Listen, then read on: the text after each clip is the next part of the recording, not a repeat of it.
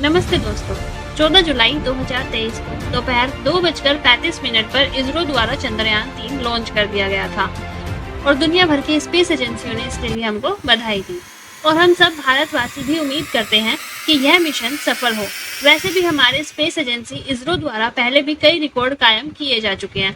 अगर हमारा यह मिशन सफल होता है और हम चांद पर सफल और सॉफ्ट लैंडिंग कर पाए तो भारत ऐसा करने वाला दुनिया का चौथा देश बन जाएगा। हमसे पहले अमेरिका, रूस और चीन ही चांद पर सफल लैंडिंग कर पाए हैं। अब हम आपको बताते हैं चंद्रयान-3 की पूरी कहानी। 2019 के सितंबर महीने की 7 तारीख को रात करीब 1:40 पर भारत के आसमान में तो चांद डूब ही चुका था, लेकिन भारत का लैंडर विक्रम चंद्रमा की सतह पर लैंडिंग शुरू कर चुका था। करीब 1 घंटे तक सब कुछ प्लान के मुताबिक चल रहा था। हर कदम के साथ बेंगलुरु स्थित इसरो के मिशन कंट्रोल रूम में तालियां की गड़गड़ाहट बढ़ती जा रही थी। वहां मौजूद पीएम मोदी भी उत्सुकता से सब कुछ देख रहे थे। रात 2:50 बजते ही अचानक खामोशी छा गई। वहां मौजूद वैज्ञानिकों के चेहरे मुरझा गए। चंद्रयान-2 के वैज्ञानिकों की 11 साल की मेहनत और धरती से चांद तक का 47 दिनों का रास्ता तय करने के बाद मंजिल के इतना करीब पहुंचकर हमारा लैंडर विक्रम क्रैश हो गया। तब के इसरो चीफ के सिवन की आंखों में आंसू थे और पीएम मोदी उन्हें गले लगाकर ठंडस दे रहे थे। इसी के बाद चंद्रयान-3 की योजना बनाई गई। 4 साल बाद 14 जुलाई को इसरो ने अपना यह अधूरा काम पूरा किया। अब हम आपको चंद्रयान-1 और 2 के बारे में भी थोड़ा बताते हैं। 15 अगस्त 2003 को उस वक्त भारत के प्रधानमंत्री अटल बिहारी वाजपेयी ने लाल किले से यह ऐलान किया था कि मुझे यह बताने में बड़ी खुशी हो रही है कि सन 2008 से पहले भारत चंद्रमा पर अपना अंतरिक्ष यान भेजेगा, जिसका नाम होगा चंद्रयान-1। और 22 अक्टूबर 2008 को सतीश धवन स्पेस सेंटर से चंद्रयान-1 लॉन्च हुआ और 8 नवंबर 2008 को यह स्पेसक्राफ्ट चांद के ऑर्बिट में पहुंच गया था। चंद्रयान-1 का उद्देश्य भारत की स्पेस टेक्नोलॉजी के प्रदर्शन के साथ चांद की भौगोलिक स्थिति और खनिजों का पता लगाना था। इसी दौरान हमने चांद पर पानी होने का भी पता लगाया था और इसका पता लगाने वाला भारत पहला देश बना था। और 2009 में नासा ने भी चांद पर पानी होने की घोषणा कर दी थी। इसके बाद चंद्रयान-2 की घोषणा की। चंद्रयान-2 पहले तो रूसी अंतरिक्ष एजेंसी के साथ मिलकर 2013 में लॉन्च होना था। बाद में रूस इस एग्रीमेंट से बाहर हो गया तो इसरो ने इस मिशन को अकेले करने की ठानी। यह मिशन चंद्रयान-1 से एक कदम आगे की बात थी। इस बार इसरो ने तय किया कि वो चांद पर सॉफ्ट लैंडिंग करेगा और रोवर की मदद से चांद पर मौजूद एलिमेंट की जानकारी जुटाएगा। चंद्रयान-2 मिशन के पेलोड में 3 प्रमुख चीजें शामिल थी। पहला था ऑर्बिटर। इसका काम चांद के ऑर्बिट में चक्कर लगाना, चांद की मैपिंग करना, सतह से जुड़े डाटा और तस्वीरों को लेना था। दूसरा था लैंडर। इसका काम चांद की जमीन पर सॉफ्ट लैंडिंग करना और रोवर को सुरक्षित पहुंचाना था। और तीसरा था रोवर। 6 पहियों की इस गाड़ी का काम चांद में घूमकर सैंपल जुटाना और एनालिसिस करके डाटा भेजना था।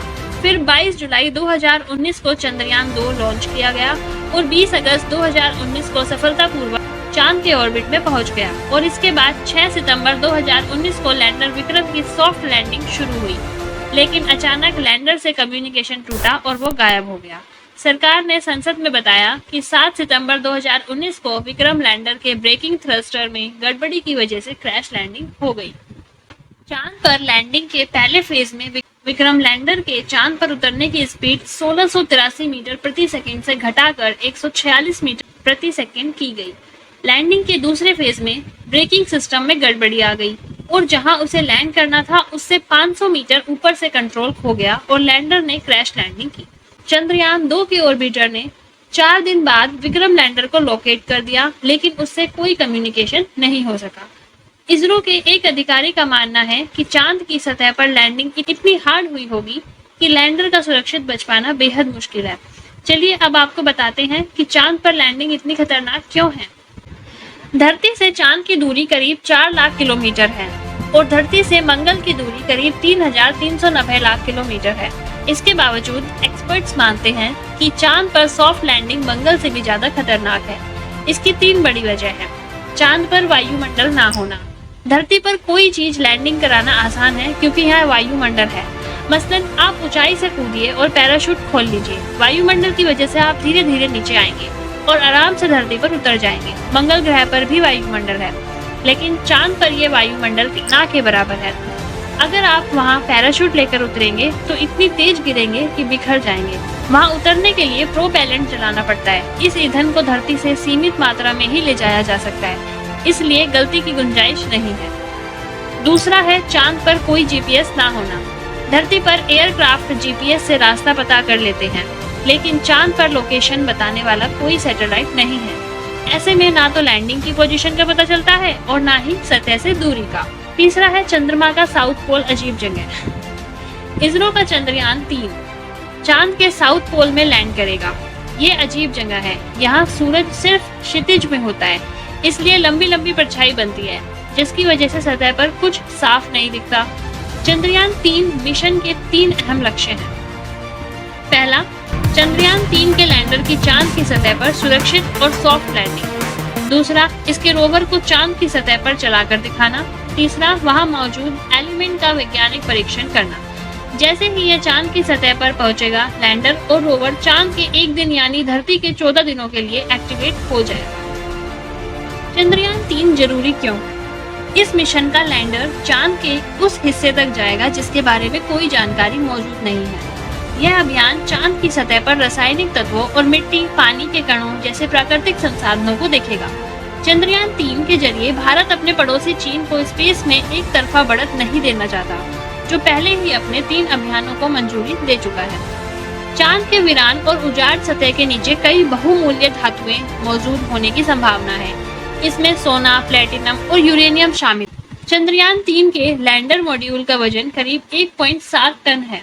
इसके प्रोपल्शन का वजन करीब 2.2 टन है और लैंडर के अंदर 26 किलो का रोवर भी है, यानी कुल पेलोड करीब 3 टन का है।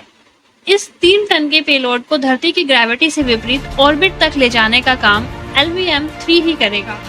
ये एक 3 स्टेज रॉकेट है जिसमें कई तरह का फ्यूल जलता है और ये बहुत तेज गति से ऊपर जाता है। 1.5 महीने में चांद तक का सफर। धरती से चांद की दूरी 3.84 लाख किलोमीटर है, जिसे यह तय करने में चंद्रयान को 40 दिन लग सकते हैं। इसका रास्ता कुछ ऐसा होगा। चंद्रयान 3 के स्पेसक्राफ्ट में LVM-3 के जरिए पृथ्वी के ऑर्बिट में भेज दिया गया। वो धरती का चक्कर लगाता रहेगा और प्रोपल्शन का इस्तेमाल करके अपना दायरा बढ़ाता रहेगा। एक मोमेंट पर वो धरती के ऑर्बिट से निकलकर चांद के ऑर्बिट में दाखिल हो जाएगा और चक्कर लगाना शुरू कर देगा। चांद के ग्रेविटेशनल फील्ड में पहुंचकर प्रोपल्शन की मदद से लैंडर सॉफ्ट लैंडिंग करेगा। जय हिंद, जय भारत। अगर आपको जानकारी अच्छी लगी तो चैनल को सब्सक्राइब करें, वीडियो को लाइक करें, कमेंट करें और शेयर करें। Thank you.